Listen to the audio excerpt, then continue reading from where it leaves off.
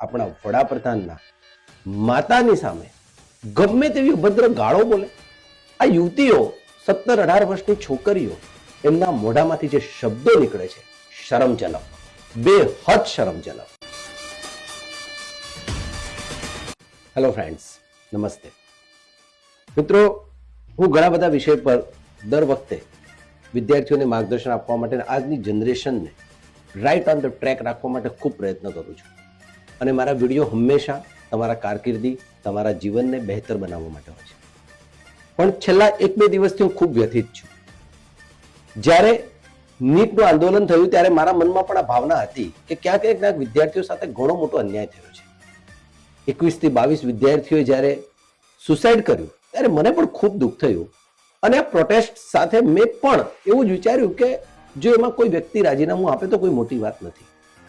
પણ તકલીફ ત્યારે પડી કે આ જનરેશનના લોકોએ જે રીતે નરેન્દ્રભાઈ, આપણા વડાપ્રધાનના માતાની સામે ગમે તેવી અભદ્ર ગાળો બોલે.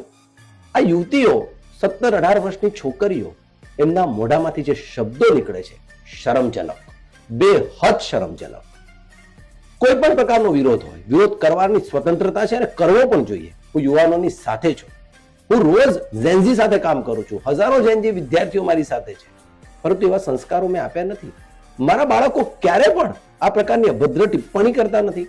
ગંદી ગાળો, મર્યાદા બહારના શબ્દો, અને એ પણ કોના માટે? માનનીય વડાપ્રધાનના માતાશ્રી માટે, જે સદે હવે આ પૃથ્વી પર પણ નથી. શરમ કરો, સમજો. અને અભિભાવકોને કહીશ, આ એલાર્મિંગ કન્ડિશન છે.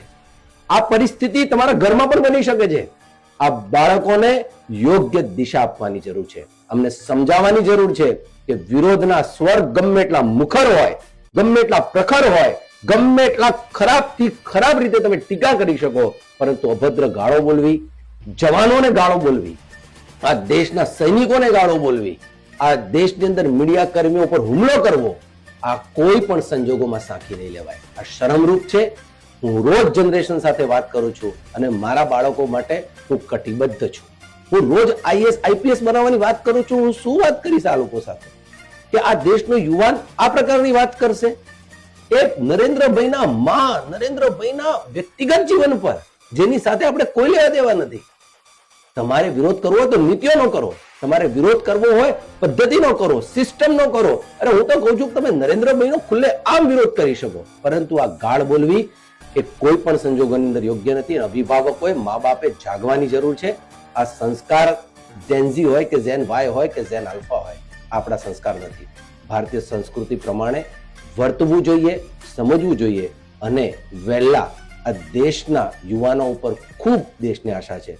આ યુવાનો ખોટી દિશામાં જતા અટકે એવી મારી નમ્ર વિનંતી છે. Thank you.